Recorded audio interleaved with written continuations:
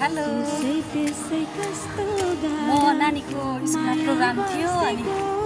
नानीको प्रोग्राम सकेपछि लिन आएको त गेटै बन्द रहेछ स्कुल पछाडिबाट घुम्दैछ साथीहरू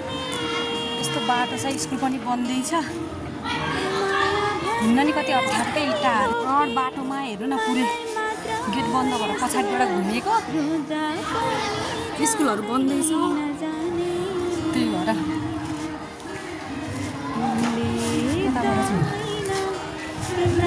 काम गर्ने यहाँ दाइहरू पनि हुनुहुन्छ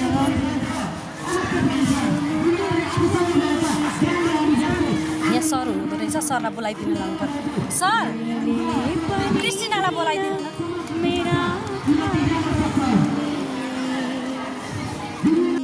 क्रिस्टिना चाहिँ क्लास हुनाले म क्लासमा जाँदैछु साथीहरू यहाँ आवाजले केही सुन्दैन क्रिस्टिनाको क्लास कुन हो क्लास टू यहाँ तल हेर त म चाहिँ नानीको क्लास खोज्दैछु नानी क्लासमा छ कि भनेर छ ल नानी क्लासमा रहेछन् ग्राउन्डमा छिन् कि ग्राउन्डमा हेर्नु पर्यो साथीहरू यहाँ चाहिँ यहाँ हेर्नु न प्लेको नानी बाबुहरूको लागि नानी क्लासमा रहेछ ग्राउन्डमै छ कि हेर्दैछु साथीहरू आज स्कुलमा प्रोग्राम छ अनि त्यही भएर यहाँ हेर्नु न सबै भाइ बहिनीहरू चाहिँ बाहिर निस्केर बसिरहनु भएको छ कार्यक्रम हेरेर म चाहिँ छोरीलाई लिएर जानु पर्यो भनेको छोरीलाई नि भेटिनँ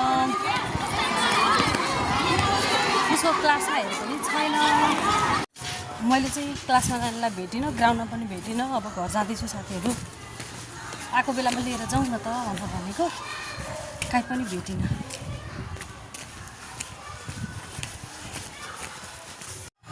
ल म चाहिँ अब घरतिर लागेँ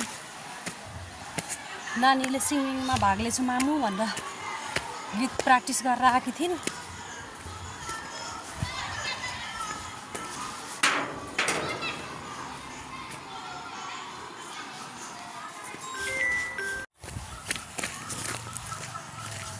साथीहरू अटो रोकाएर आएको अटोवाला दाइले फोन गरेर ढिलो भयो भन्न थालिसक्नु भयो हामीलाई मात्रै लिएर हिँड्ने होइन नि त अरू पनि हुनुहुन्छ प्यासेन्जरहरू ल बाई बाई हेर्दै गरौँ होला